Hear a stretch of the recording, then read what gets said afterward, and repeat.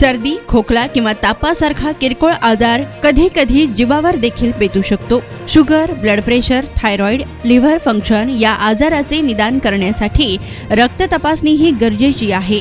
हे काळाची गरज ओळखून रक्त तपासणी तज्ञ इब्राहिम जमादार यांनी 21 वर्षापूर्वी सोलापुरात पॅथॉलॉजी लॅबोरेटरीची स्थापना केली। त्याचाच एक भाग म्हणून गांधीनगर येथील डॉक्टर ओक यांच्या सुदत्त नर्सिंग होमजवळ इब्राहिम जमादार यांनी 17 वर्षापूर्वी स्थापना केली।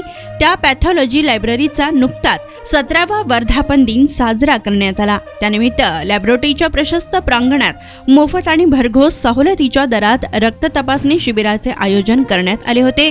तर या शिबिरासाठी 121 रुग्णांनी नाव नोंदणी केली होती। त्यापैकी 95 जणांची रक्त तपासणी करून त्याचे रिपोर्ट देण्यात आले। सन लायब्ररी ही गेल्या 17 वर्षापासून रुग्ण आणि वैद्यकीय अधिकारी यांच्या सेवेसाठी तत्पर असून ती 24 तास चालू असते। आधुनिक यंत्रसामुग्रीद्वारे रक्ताची तपासणी करण्यासाठी प्रशिक्षित कर्मचारी नेमण्यात आले आहेत व रक्त तपासणीसाठी आलेल्या महिलांची तपासणीही महिला कर्मचारीद्वारे केली जाते। वृद्ध तसेच ज्यांना लायब्ररीपर्यंत जाता येत नाही अशा रुग्णांच्या रक्ताचे नमुने सन लायब्ररीचे कर्मचारी त्यांच्या घरी येऊन घेऊन जातात व 24 तासात कधीही फोन केला तर सन लायब्ररीचे कर्मचारी त्यांच्या घरी जाऊन रक्ताचे नमुने घेतात आणि रिपोर्ट विना मोबदला वेळेत घरपोच करतात। आर्थिक दुर्बल घटकातील रुग्णांसाठी मोफत तपासणीही केली जाते। तसेच इतर रुग्णांच्या रक्त तपासणीच्या फी मध्ये भरघोस सवलतही देण्यात येते।